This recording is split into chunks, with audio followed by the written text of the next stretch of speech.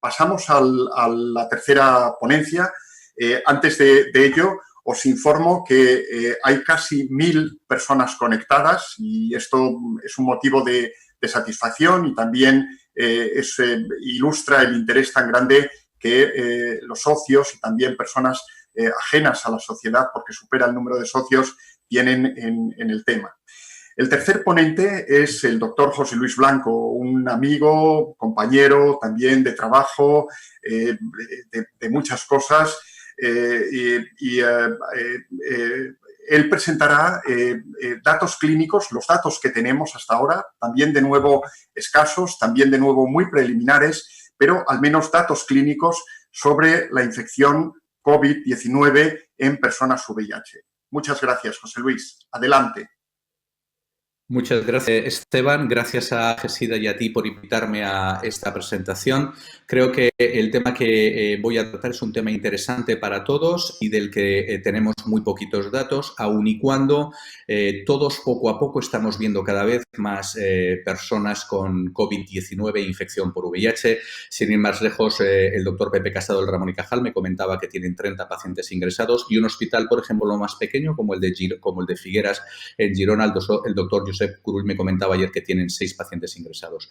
Sin embargo, los datos que tenemos actualmente yo creo que son escasos y más a nivel de la literatura. Esta es la primera comunicación del 11 de marzo de este año en la revista Journal of Medical Virology, el primer caso reportado con COVID-19 y con infección por VIH. Es un paciente de Wuhan de 61 años, fumador y diabético, que empieza con clínica de fiebre y tos seca, que va evolucionando a disnea.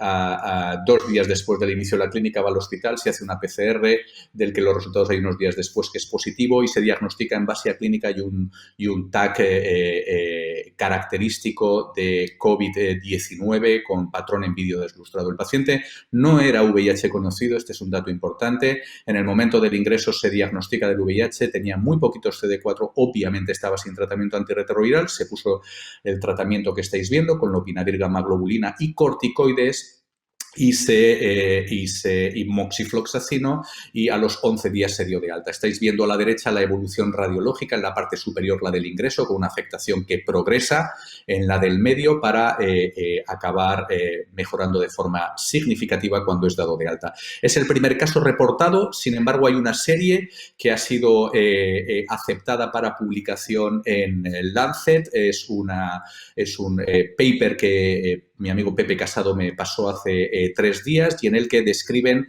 la cohorte de 2 distritos de la ciudad de Wuhan, en China, una ciudad que sabéis que tiene entre 9 y 11 millones de habitantes, de 2 distritos que son los que estáis viendo aquí, con unos 1.174 pacientes identificados con infección por VIH, que son los que entran en el estudio.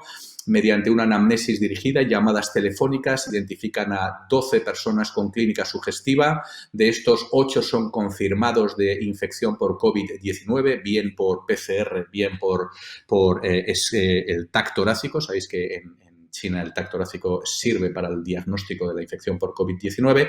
En cualquier caso, en este artículo lo único que comentan son datos relacionados con edad, con sexo, con cifra de linfocitos CD4, carga viral y tratamiento antirretroviral de base. Únicamente, por comentaros, se encuentran una asociación de edad con infección por COVID-19. Ninguna otra de las variables la asocian. Y como conclusiones, y es interesante, hay una que es llamativa, los autores comentan que los pacientes con bajos CD4 y, por lo tanto, muy inmunodeprimidos pueden estar protegidos de clínica severa. Me parece curiosa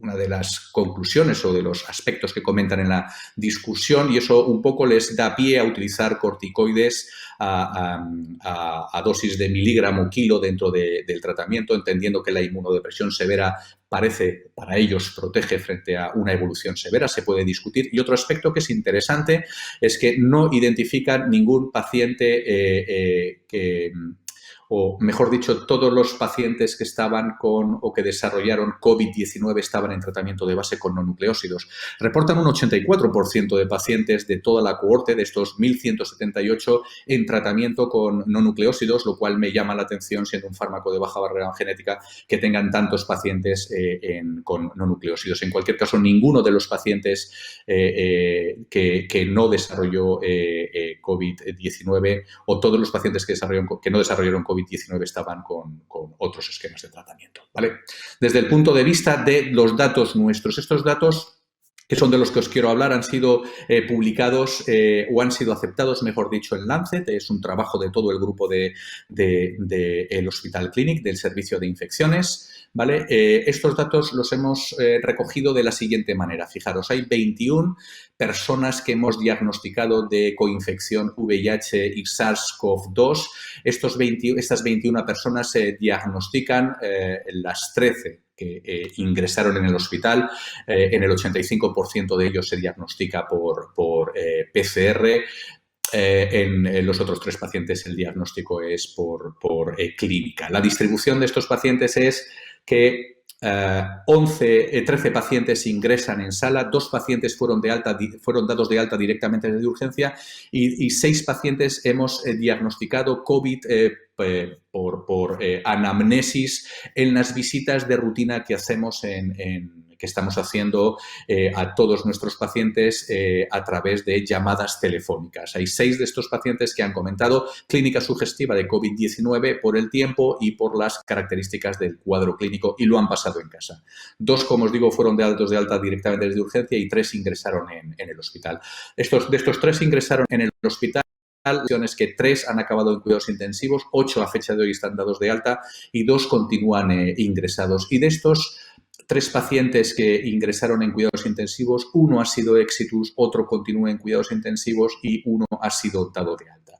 Desde el punto de vista de tasa de infección, entendiendo que nuestra cohorte es de unos 5.600 o 6.000 pacientes y 21 hemos diagnosticado de COVID, con todo lo que tenemos que poner en cuarentena, nunca mejor dicho, estas cifras, es una tasa de infección de un 0.35-0.45%.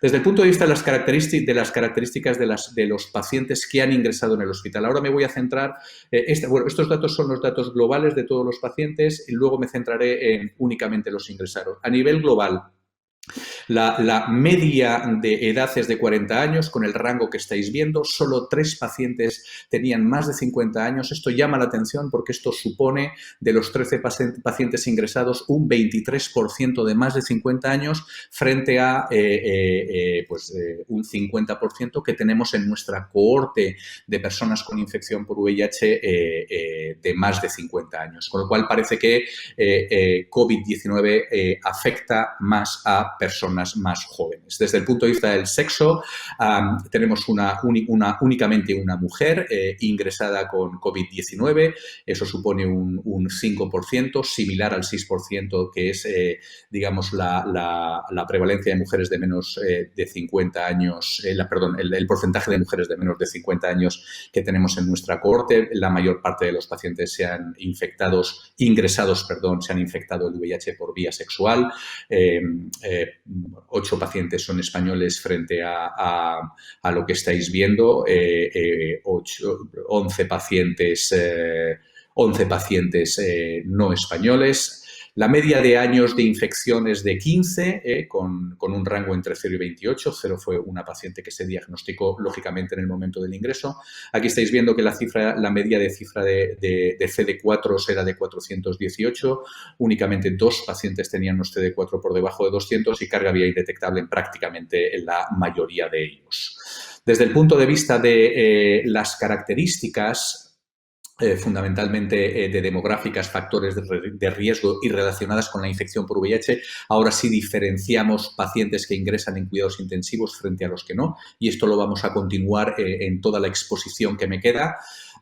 No hay diferencias desde el punto de vista del hábito tabáquico, no hemos visto en los dos grupos, lo estáis viendo aquí. A nivel de comorbilidades, así como únicamente dos pacientes del grupo que no ingresó en cuidados intensivos tenían comorbilidades, uno era un asma leve y otro era un cirrótico compensado y en muy buena situación. De los 3 pacientes que ingresaron en cuidados intensivos, pues uno tenía un hipotiroidismo y otro tenía varias comorbilidades, como estáis viendo aquí. Hay un transgénero, una persona transgénero que ingresó en cuidados intensivos que no tenía ninguna comorbilidad, era una persona joven. Desde el punto de vista de los CD4, en el momento en el que en los más recientes antes del ingreso al hospital, fijaros, hay diferencias, una media de CD4 similar y poquitos pacientes con menos de 200 CD4. En cuanto al tratamiento antirretroviral, sí que es destacable que de los pacientes que no requirieron ingreso en cuidados intensivos, 6, que es el 60%, estaban en tratamiento de base con un inhibidor de la proteasa, darunavir, frente a ninguno de los 3 pacientes que acabaron en cuidados intensivos. La media de días de clínica antes de acudir al hospital, ingresar en el hospital, fue similar en los dos grupos y los días de ingreso en el grupo de pacientes que no requirieron ingresar en cuidados intensivos fue de 4. Desde el punto de vista de la presentación clínica de los dos grupos, en todos los pacientes que ingresaron en el hospital, acabasen o no en cuidados intensivos, todos tuvieron fiebre y tos, y es interesante destacar desde el punto de vista de la presentación clínica que así como en los pacientes que acabaron en cuidados intensivos, el 100%, es decir, los 3 tenían disnea cuando llegaron al hospital, de los pacientes que no requirieron ingreso en cuidados intensivos, un 30% tenían disnea en el momento del ingreso. Un 23% de los pacientes que no acudieron a cuidados, no ingresaron en cuidados intensivos, tenían clínica. Desde el punto de vista de los datos analíticos, insisto, en el momento del ingreso. Fijaros que hemos intentado mostraros aquí los datos más relevantes en los que hemos encontrado diferencias. Y no difieren mucho a los que ya conocemos, pero fijaros de los que ingresaron en cuidados intensivos desde el punto de vista de mala evolución, perdonad. Desde el punto de vista de no ingreso frente a ingreso, los pacientes que ingresaron en cuidados intensivos tenían una cifra de leucocitos más alta y de linfocitos más baja, como podéis estar viendo aquí, aunque uno tenía 1.200 linfocitos totales, el porcentaje de linfos era únicamente de un 4%, era un paciente con muchos leucocitos, obviamente. A nivel de la función renal tenían en el momento del ingreso una función renal un poco más alterada que los pacientes que no ingresaron en cuidados intensivos. La PCR era claramente más alta en el momento del ingreso, en los que requirieron cuidados intensivos. La cifra de dímeros 3/4 partes de lo mismo que la procalcitonina y la ferritina. Fijaros que hay diferencia en estos marcadores biológicos en los que requirieron en el momento del ingreso, identificados en el momento del ingreso, en los que requirieron o no ingresar en cuidados intensivos. Desde el punto de vista del tratamiento, y únicamente es describirlos porque mi amigo Juan Ambrosioni va a hablaros en detalle del tema. Los que no ingresaron en cuidados intensivos tuvieron un tratamiento con básicamente 2 no necesitaron tratamiento o no se les administró ningún tratamiento, clínicamente estaban muy bien y no se consideró administrarlo, y en los pacientes que requirieron tratamiento, fue básicamente lopinavir ritonavir. En caso de estar con darunavir se switcheó, se cambió a lopinavir ritonavir, hidroxicloroquina y acitromicina. Un paciente recibió en ensayo clínico remdesivir y el único paciente que no fue a cuidados intensivos, pero que sí que tuvo una evolución clínica mala inicialmente, recibió tocilizumab con muy buena respuesta clínica que hizo que no necesitase ingresar en cuidados intensivos.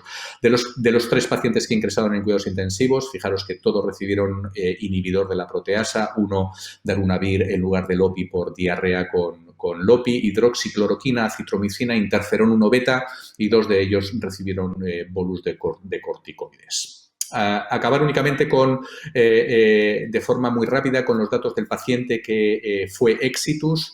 Fijaros que era el paciente de más edad de nuestra cohorte, 77 años, con varias comorbilidades de hipertensión, diabetes, hipertensión, era EPOC y tenía un carcinoma epidermoide de aleta nasal. Era un paciente VIH de muy larga evolución, pero siempre con unos CD4 correctos, un excelente control virológico. Fijaros que estaba con un no nucleósido pues después de todos los años de infección, de más de 30 años de infección que llevaba. La clínica con la que vino a cuya urgencias fue la más severa de todos ellos, de todos los pacientes que hemos visitado, con una fiebre alta, tos seca, malestar, artromialgia, astenia y, como os comentaba, disnea en el momento del ingreso. Fijaros que inicia la clínica el 18 de marzo, muy poco tiempo después, 3 días después, ya viene al hospital por disnea, como os comento. En ese momento, fijaros los parámetros que tenía. Tenía una función renal un poco alterada, creatinina 2.11, cuando su basal era de 1.3, una PCR muy alta, una procalcitonina alta, unos dedímeros altos y una ferritina ya en el momento del ingreso alto. En ese momento se empieza lopinavir, hidroxicloroquina e interferón, pero al día siguiente, por empeoramiento clínico, ingresa en cuidados intensivos. Se añade al tratamiento acitromicina y hidrocortisona. Los parámetros a lo largo de su ingreso en cuidados intensivos biológicos, fijaros cómo evolucionan. La PCR y la procalcitonina, lo mismo que la creatinina, inicialmente mejoran, sin embargo, dedímeros y ferritina ya empiezan a empeorar, se ve más claramente en la evolución. Aquí la función renal vuelve a empeorar y, a pesar de una mejora de parámetros como la PCR y la procalcitonina, dedímeros y ferritina siguen empeorando hasta que el paciente es finalmente exitus. Esto es interesante, yo creo que ver cómo algunos parámetros biológicos, cuando van empeorando, pues nos tienen que poner claramente en alerta. Yo creo que es algo que todos conocemos. Con esto finalizo mi presentación. Estos son los datos, los datos radiológicos de este paciente, como cuando ingresa ya hay infiltrados alveolo-intersticiales discretos. Esos empeoran claramente en el segundo día, el tercer día claramente más, a lo que añade desgraciadamente un neumotórax que estáis viendo, que colapsa prácticamente gran parte del pulmón derecho. Se pone un tubo, ese neumotórax se reabsorbe, pero fijaros la evolución radiológica del paciente a pesar del tratamiento que le lleva al éxitos. Y acabo con unas conclusiones. La tasa de infección que hemos visto, con todo lo que tenemos que poner en consideración, este dato en nuestra cohorte es de un 0.35%, la de Wuhan era un 0.58%. No sabemos las tasas, la tasa de infección en población general, pero bueno, no creo que difiera mucho en personas con infección por VIH, esa es la impresión. El ingreso hospitalario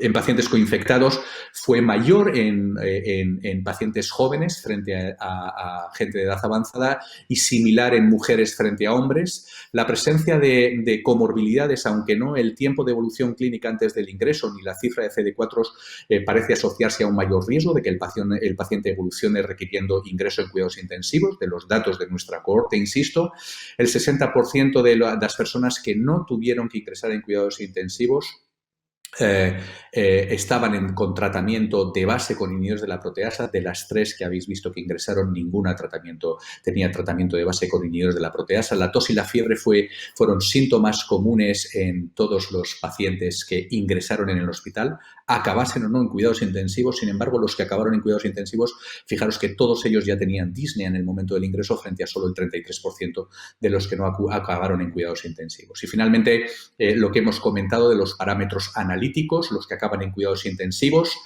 los que requieren ingreso en cuidados intensivos, tienen cifra de leucocitos más alta, de linfocitos más baja, PCRs, creatininas, dedímeros, procalcitonina y ferritina claramente más altas. Quiero agradecer a todos mis compañeros y a todas las personas que están en primera línea de COVID-19 por todo el trabajo que están haciendo. Todos estos datos, a raíz de todos estos datos, hemos puesto en marcha un estudio a nivel nacional. Sabéis que, porque nos hemos puesto en contacto con vosotros, José Ramón Blanco, Julián Olaya, Pepe Casado y yo estamos intentando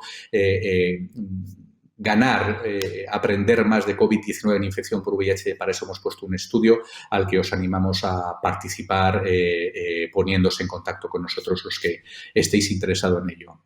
Muchas gracias a todos por vuestra atención y gracias, Esteban, y quedo abierto a las preguntas que pueda haber. Muchas gracias. Bueno, pues muchísimas gracias, José Luis. La verdad es que es una información preliminar, pero también es una información bastante completa. Parece que los casos más graves tienen marcadores de gravedad similares a los que se han descrito en la población general, pero hay algunas peculiaridades que también son llamativas y que seguro que son motivo de comentario en la discusión interactiva. Muchas gracias.